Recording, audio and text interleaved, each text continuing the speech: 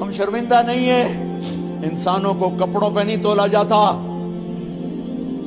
آج کا میرا دیس کا مالدار اتنا فقیر ہو گیا ہے، اتنا چھوٹا ہو گیا ہے کہ وہ اپنا تعارف کروانے کے لیے 50 لاکھ کی گھڑی لیتا ہے، 6 لاکھ کا جوتا لیتا ہے۔ آج کی بیگم اتنی چھوٹی ہو گئی ہے کہ اپنے قد کو بڑا کرنے کے لیے وہ 10 لاکھ کا ہینڈ بیگ لیتی ہے کہ دیکھو میرا بیگ 10 لاکھ کا ہے۔ ارے میری بہن، تو 10 ٹکے کی بھی نہیں رہی اگر تو نے بیگ سے اپنے آپ کو بڑا بنایا۔ او میرے دوست، تو 2 ٹکے کا نہیں ہے اگر تو 10 لاکھ کے جوتے اور 50 لاکھ کی گھڑی سے اگر تو بڑا بننا چاہتا ہے۔ ارے اس دھوکے سے نکلو۔ برینڈڈ برینڈڈ برینڈڈ، کہاں جا رہے ہو؟ جب تم اپنی ذات میں بے قیمت ہو تو رب ذوالجلال کی قسم، تمہاری گھڑیاں، تمہارے بیگ، تمہاری گاڑیاں، تمہارے بنگلے تمہاری عزت کو بڑھا نہیں سکتے۔ ابا جان، آج ہم خوشی سے بلند ہیں کہ ہمارے باپ نے بددیانتی نہیں کی۔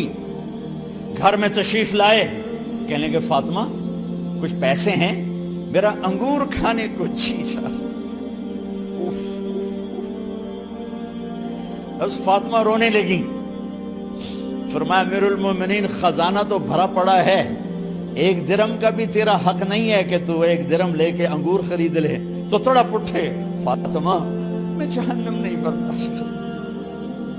وہ میرے بھائیوں جو دن رات سود میں پھنس چکے ہو، جو دن رات جوئے شراب میں پھنس چکے ہو، کیسے اللہ کے سامنے سرخرو ہو کر کھڑے ہو گئے؟ ایک رات گھر میں تشریف لائے، بچیاں، بیٹیاں، منہ پہ ہاتھ، کپڑا رکھا، دوپٹہ رکھا منہ پہ، اور بات کریں۔ آپ نے پوچھا ارے کیا ہوا تمہیں، یہ منہ پہ کپڑا کیوں رکھتے ہو؟ تو خاموش ہو گئی، لیکن گھر کی خادمہ رو پڑی۔ کہا امیر المومنین، آج آپ کی بیٹیوں نے کچا پیاز توڑ کے اس سے روٹی کھائی، سالن کھائی، اور میرے آج کا تاجر کہتا ہے جھوٹ نہ بولوں تو کاروبار کیسے، میرا افسر کہتا ہے رشوت نہ لوں تو گزارا کیسے کروں۔ تو عمر بن عبدالعزیز پھس پہ ہچکیوں کے ساتھ روئے کہ میری بچیوں، میں تمہیں بڑے اچھے کھانے کھلا سکتا ہوں پر میں جہنم کی آگ برداشت نہیں کر سکتا۔ بھائیو، اس بندے نے اپنے آپ کو ذبح کر دی، اللہ کو راضی کرنے کے لیے ذبح کر دی، اپنی ذات کو، اپنے جذبات کو، اپنے احساسات کو۔